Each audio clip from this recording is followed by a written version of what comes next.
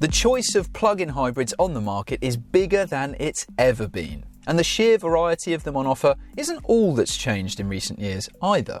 The pure electric range that you can expect to get from a modern plug-in hybrid has, in lots of cases, virtually doubled in the last few years.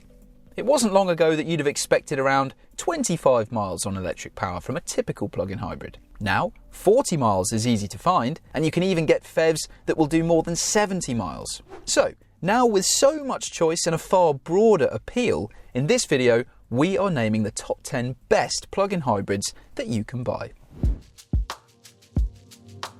But before we start our rundown, we should probably talk about who plug-in hybrids are best suited to.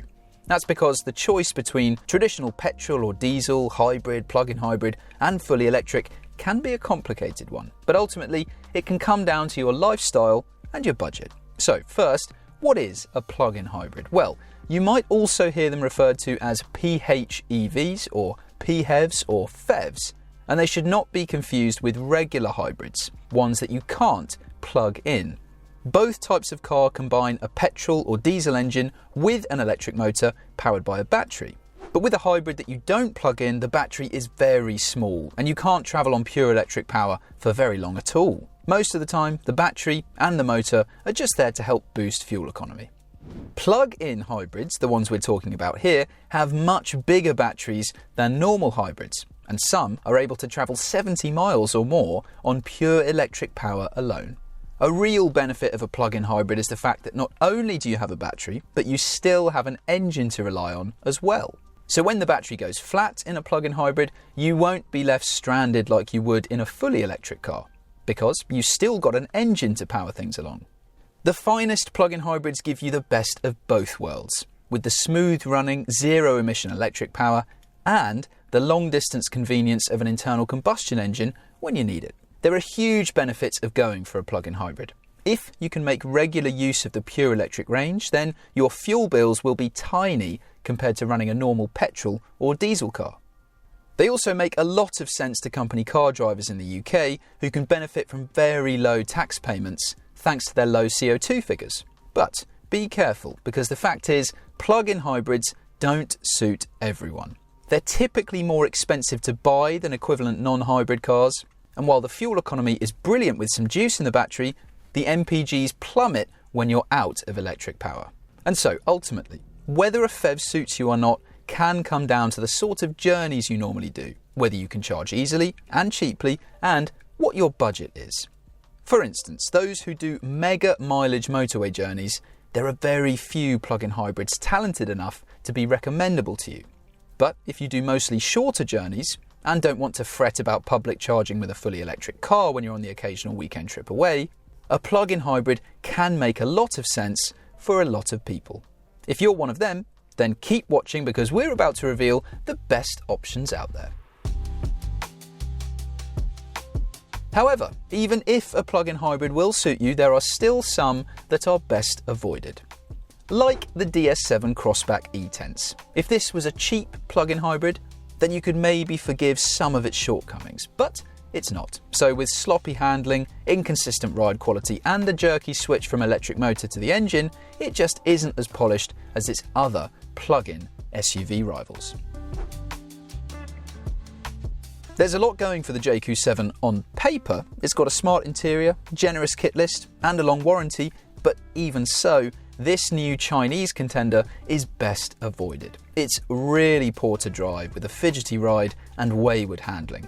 Sure, the Phev version makes the most sense of the JQ7 range, but that's not saying much when it is so far behind the competition.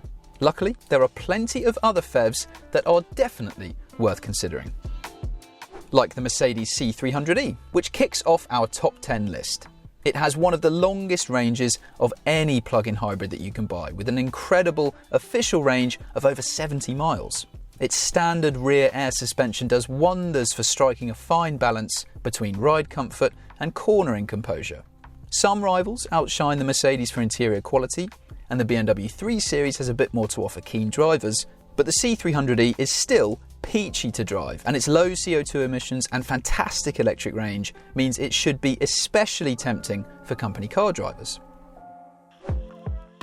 There is so much choice in the BMW 3 Series lineup, and every option is fantastic. Whether you want a frugal yet fun option like the 320i, or a fully fledged sports car like the BMW M3, there's a 3 Series for you. Of course, we're focusing here on the 330e plug-in hybrid. It doesn't quite match the Mercedes electric range, but 62 miles is still very impressive. And between the sharp driving chassis and 288 brake horsepower, it's also brilliant fun to drive. Plus, it's better in the rear seats than the Mercedes, and the boot's bigger too. We also rate the infotainment system in the BMW as the best in its class. Regardless of which trim you go for, you get a pin-sharp 14.9-inch touchscreen at the 330e, complete with all the stuff you want, including wireless Apple CarPlay and Android Auto. You do have to pay extra for wireless phone charging though, and actually that's one of our biggest issues with the 330e. The extras. You've got to make sure that you budget for quite a few options to get the sort of equipment that most BMW 330e buyers would expect. The Mercedes E-Class is not cheap, but it is sumptuous inside and impressively refined. It's also spacious, comfortable and easy to drive, making it a compelling option in the executive car class. More than that, it's got an official electric range of around 70 miles, which is right up there with the C-Class. And you can expect to get some 45 to 50 miles in the real world. Perhaps the best thing about the E-Class though is its pillowy ride. Around town it does a brilliant job of dealing with broken up surfaces, while at motorway speeds it wafts along as smoothly and quietly as some luxury cars. If you frequently cover big miles, there aren't many better long distance companions. Just don't expect it to be as sharp as a BMW 5 Series in the corners. And while we're finding faults, it is a shame that the E300e loses quite so much of its boot space to its battery pack compared to the regular versions of the car. Still, it's a small price to pay for that electric range. Not only can the Kodiaq IV help to slash your running costs, but it can save you money in the first place because it undercuts most rivals on price. It really is great value whether you're a retail buyer or a company car user, paying monthly on a PCP finance deal or leasing. The Kodiaq Phev's pricing is very impressive next to its rivals. And thanks to the pretty astonishing official electric range of more than 75 miles, it'll cover most daily commutes without calling on its 1.5 litre petrol engine.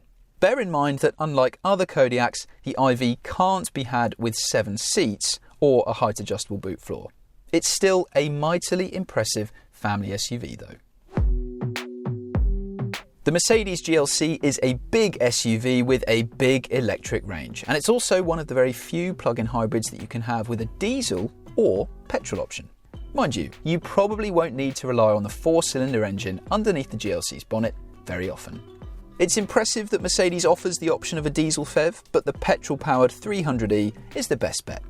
It's really punchy with the instant pulling power of its electric motor, helping to make progress effortless. And it's usefully cheaper than the diesel 300DE too. Sure, the GLC 300e doesn't handle with the same agility as non-plug-in GLCs, and its ride isn't as polished as that of the Audi Q5, but it's still a quiet and comfortable cruiser. The Volkswagen Golf claims the honour of being the plug-in hybrid with the longest official range. Indeed, its 88-mile official figure dwarfs those of some cars, and means you should be able to drive it most of the time on electric power alone, provided you plug in regularly, of course. We did a real-world test, and it covered a staggering 73 miles before the engine kicked in. The Golf's light steering makes it ideal for weaving in and out of traffic. Plus, it rides smoothly even on standard suspension, so you don't need to fork out for the optional adaptive setup unless you really want to be able to stiffen or soften the ride yourself. However, as is often a problem with plug-in hybrids, the Golf Phev loses a chunk of boot space to the battery, as well as the height-adjustable floor of other Golfs. This is a necessary evil with lots of plug-in hybrids. After all, that battery has to go somewhere, and it can't go under the bonnet as there's an engine in the way, so the boot is the natural place for it to go. Although some do also make use of the space beneath the rear seats, sacrificing fuel tank capacity as well. It's always worth checking boot space on any Phev vehicle, as room in the load bay is nearly always affected by the battery. Anyway, back to that Golf, which does still have a perfectly usable boot decent passenger space, and is generally a great all-rounder for anyone who wants a frugal yet sharp driving plug-in hybrid. While this plug-in hybrid version of the Mazda MX-30 shares some of the same shortcomings as the fully electric MX-30, including cramped rear seats that are awkward to access, it does address one of our biggest concerns: range. You see, this version uses a tiny engine to act as a generator for its battery, allowing you to go further between charges as a result. And while the 53-mile official electric range is a long way off the Golf's, it'll still be enough to cover the commute of most buyers. And the thing that really sets the MX-30 apart is the interior. It's impeccably built and covered in an eclectic variety of really plush materials. For the people in the front, at least, it's a very appealing place to travel in. The Range Rover Sport is like the brilliant Range Rover, but a little bit smaller and a whole lot cheaper. It is a truly sensational luxury SUV that's wonderful to sit in and relaxing to drive. A large 31.8 kilowatt-hour battery brings an official electric range further than the rival BMW X5 can manage. And with the combined power of its 3-litre petrol engine and electric motor, this heavy SUV practically leaps away from a standstill. Air suspension offers a well-cushioned ride, while 4-wheel steering helps to improve agility both on and off-road.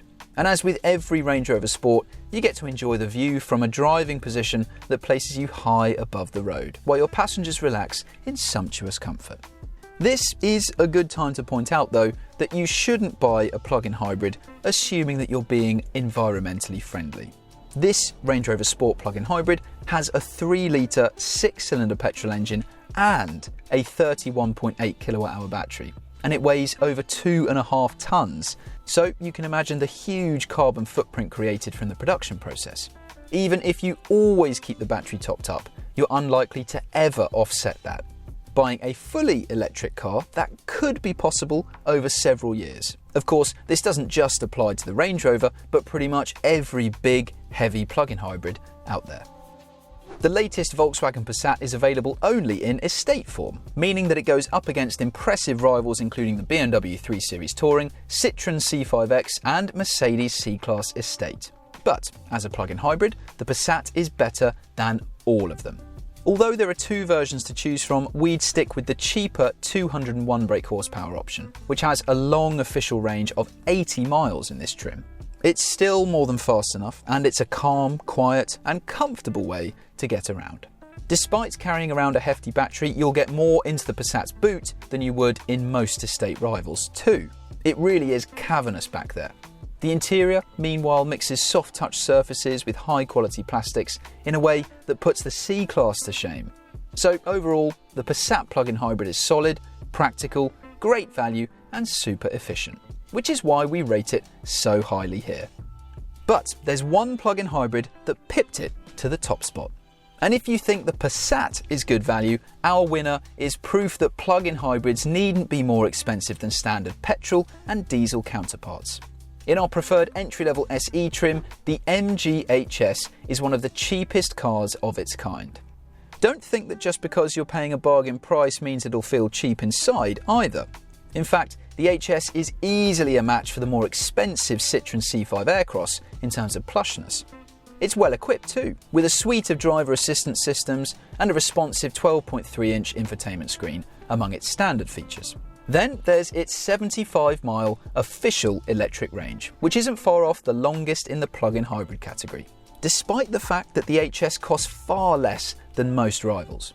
And in our real-world test of the car, it got incredibly close to that official figure by covering 74 miles. The HS is also very practical, with more space for passengers than the MX-30 and a generously sized boot. In terms of value, for the range, equipment and interior space that the MG HS plug-in hybrid offers, there's just nothing to beat it. Click on the link at the top of the screen to watch our full review. So, those are the best and worst plug-in hybrids right now. Thanks for watching. Don't forget to subscribe to our channel to see lots more features and reviews, and for great deals on PHEVs, EVs, hybrids, and indeed any new car. Click on the link to go to whatcar.com.